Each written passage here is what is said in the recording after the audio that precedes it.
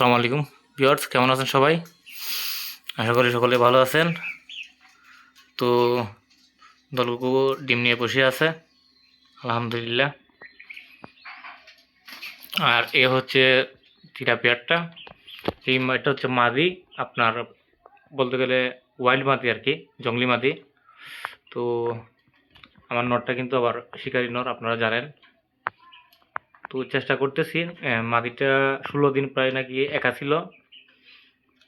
আমি এখনও কিন্তু বুঝতেছি না, কারণ এটা যদি মাদি হইতো তাহলে এটা নরের সাথে চলে আসতো এতক্ষণে। কারণ আমি যে মেডিসিনগুলো ইউজ করি, আপনার বিভিন্ন জাতের মেডিসিন আছে, ওইগুলো পাখির ডিমে হিটের মধ্যে তার কারণে নিয়ে আসে আর কি। তো এখন দেখি কী করা যায়। খাবার রয়ে গেছে অনেক এইখানে। উনি আবার বলছে যে যদি 10 দিনের মধ্যে জোড়া না নেয় তবে ফেরত নিয়ে নিবে। তো ওইটাও ব্যবস্থা রাখছি।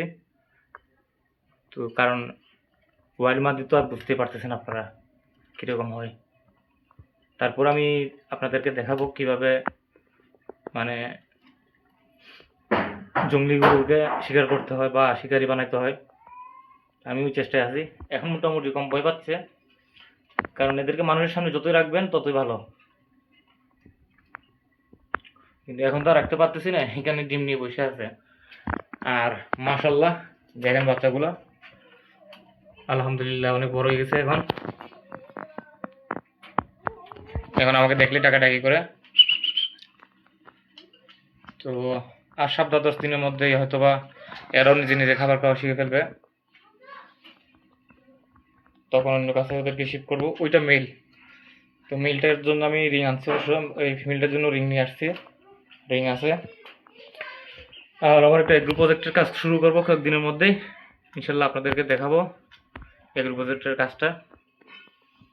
তো দেখতেছেন তো এই ফাঁকলা আমি কী করতেছে। আয়, এ কিন্তু এখন ডাকা কম হয়ে গেছে। ডাক কম হওয়ার কারণ হচ্ছে যে ওই যে মাদিটা, এটার কারণে হতে পারে। দেখা যাক না কি হয়।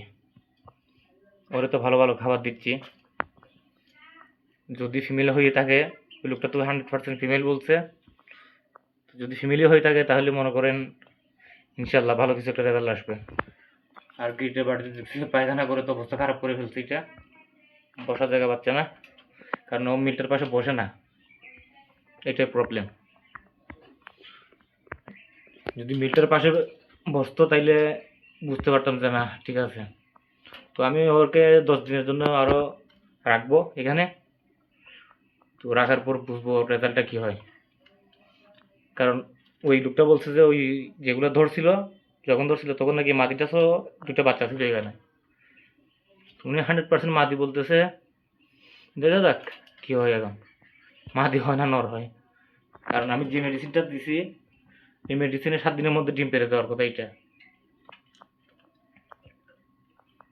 আশা করা যায়, দেখি কি করা যায় এটা। আর এই হচ্ছে আপনার আমার বাচ্চাগুলা টুনটু দেখতে পাচ্ছেন। ওদেরকে নিয়ে একটা ভিডিও বানাবো, ওদেরকে আমি কীভাবে খাবার খাওয়াই আর কী খাবার খাওয়াইতে হয় ইনশাল্লাহ আপনাদেরকে দেখাবো। তো মেলটা কিন্তু তেমন না, মেলটা অনেক অ্যাগ্রেসিভ কিন্তু আপনার। মাদিটা কিন্তু আবার অনেক পাগল, ওই দেখছেন। মেলটা এরকম করে না কিন্তু। তো দোয়া করবেন সবাই, ভালো থাকবেন সবাই। দোয়া করবেন আমাদের পাখিগুলোর জন্য, ইনশাল্লাহ আরও ভালো কিছু পাখি আনতে পারি। আরেকটা এগ্রো প্রজেক্ট করারও ইচ্ছা আছে, ইনশাল্লাহ সফল হব। আসসালামু আলাইকুম সবাইকে।